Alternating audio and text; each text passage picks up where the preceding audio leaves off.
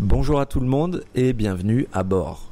Dans cet épisode, nous allons survoler un pays qui est très méconnu, qui reste très confidentiel comme destination pour tout un tas de raisons. C'est l'un des pays les plus grands du monde. Partons tout de suite en Algérie.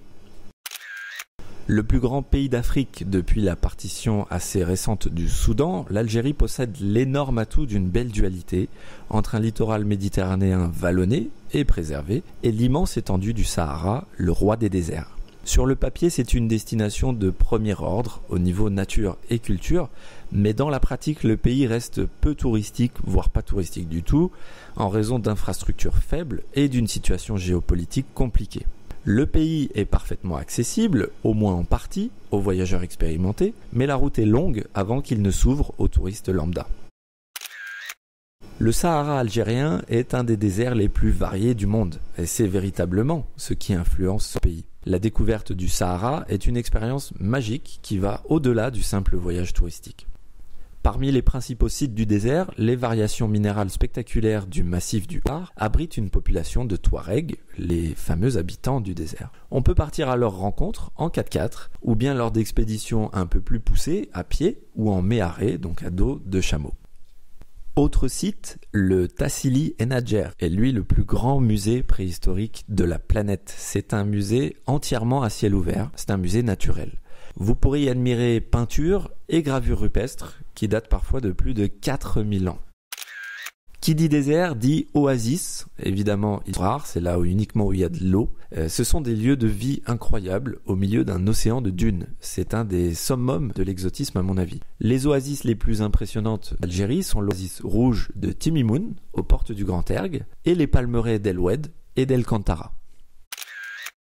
En remontant vers le nord, les 7 cités fortifiées autour de Gardaïa, à 600 km d'Alger environ, survivent depuis plusieurs siècles dans cette région où l'homme a su combattre la désolation. C'est une région, là encore, d'un exotisme absolu, autant en termes de géographie que de culture, dont l'un des piliers, outre religion évidemment, est l'artisanat de tapis.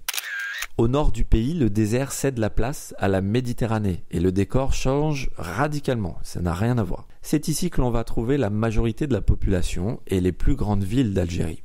Parmi celles-ci, la capitale, Alger, est une cité purement méditerranéenne que l'on surnomme la Blanche, Alger la Blanche. Au fil des ruelles, on retrouve toute l'histoire des colonisations passées avant de découvrir et de se perdre, bien souvent, mais de préférence avec un guide, dans la Kasbah, le fameux quartier ancien, ponctué de palais ottomans qui ont autrefois été magnifiques, mais qui ont été abîmés par les années, mais qui restent néanmoins empreints d'exotisme.